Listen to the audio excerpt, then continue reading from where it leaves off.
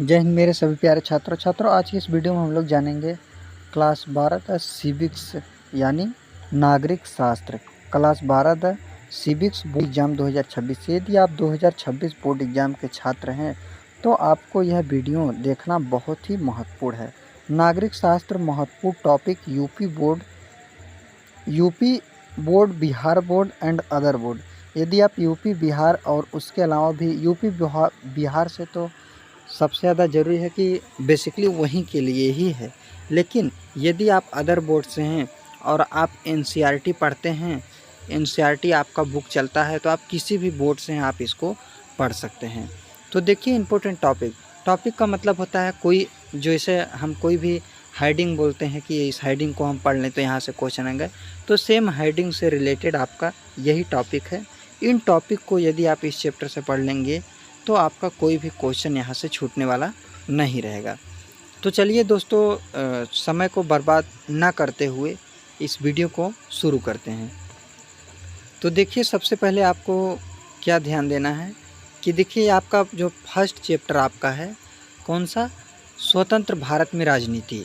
जो आपका first chapter है राष्ट्र निर्माण की चुनौतियाँ, क्या है, राष्ट्र निर्माण की चुनौतियाँ, यही आपका चैप्टर रहेगा। यहाँ पर मैं कुछ और लिखा हूँ टॉपिक, लेकिन यहाँ पर दिख गया तो मैं आपको यही दिखा दिया, राष्ट्र निर्माण की चुनौतियाँ चैप्टर 1। देखिए सबसे पहला टॉपिक आपका पढ़ना है रजवाड़ों से आप क्या समझते हैं।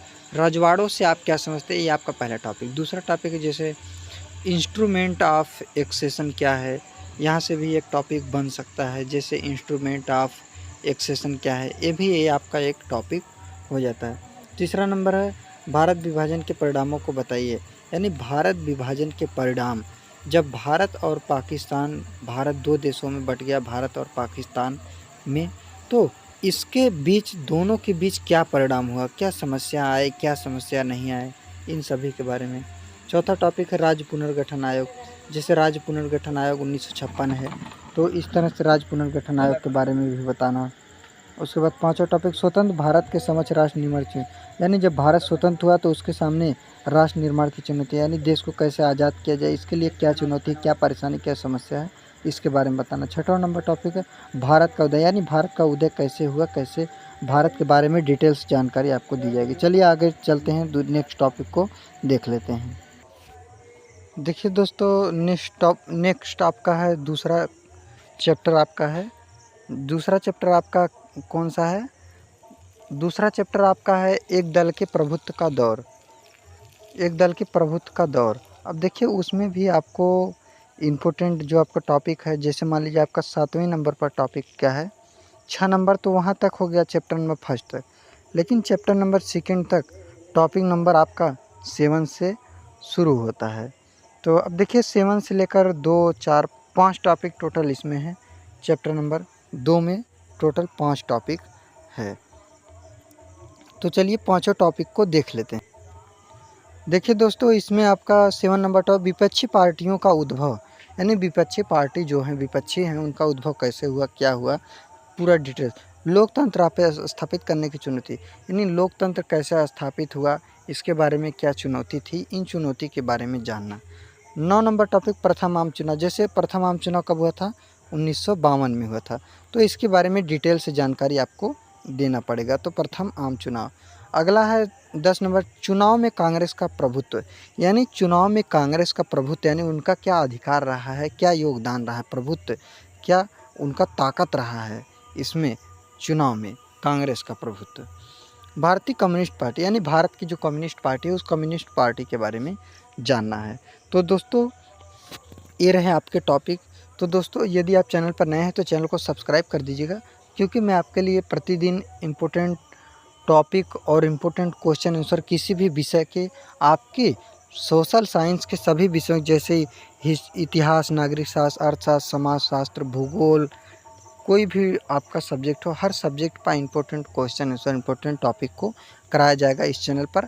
आप कमेंट कीजिए, यदि आपके कमेंट का जवाब ना मिला या आपके कमेंट के अनुसार कोई वीडियो नहीं बने तो आप मुझे कहिएगा, जो हमसे हो सकेगा हम आपके लिए वो कर सकते हैं। तो दोस्तों बस यही है कि आपको ध्यान रखकर, मन लगाकर पढ़ाई करना है और अपने परीक्षा को अच्छा बनाना है, परीक्षा में आपको बेहतर बनना है। क्योंकि सबसे अच्छा ज़रूरी है जीवन में शिक्षा लेना।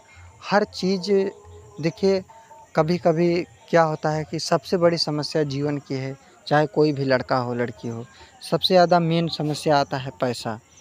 पैसा होता है तो पढ़ने में मन लगता है, अच्छा लगे, लेकिन नहीं होता है तो बहुत दिक्कत होता है, टेंशन होता है, फिर भी पढ़ाई करना पड़ता है।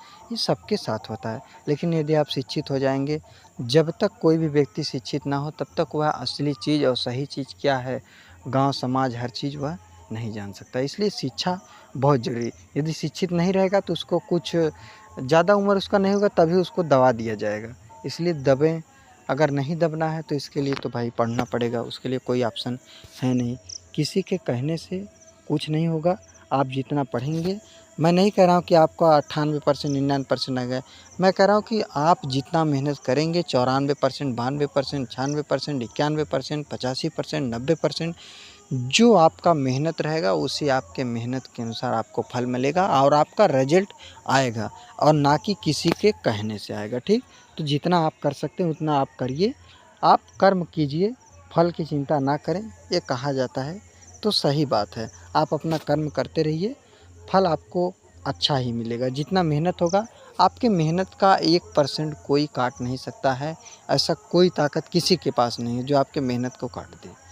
इसलिए आपका मेहनत रहेगा तो आप सफल हो जाएंगे। तो दोस्तों, समय आपका बर्बाद हो रहा है, इसलिए समय बर्बाद नहीं करना चाहता हूँ। तो अब हम मिलेंगे अगले वीडियो में। आज के लिए बस इतना ही। जय हिंद, जय भारत।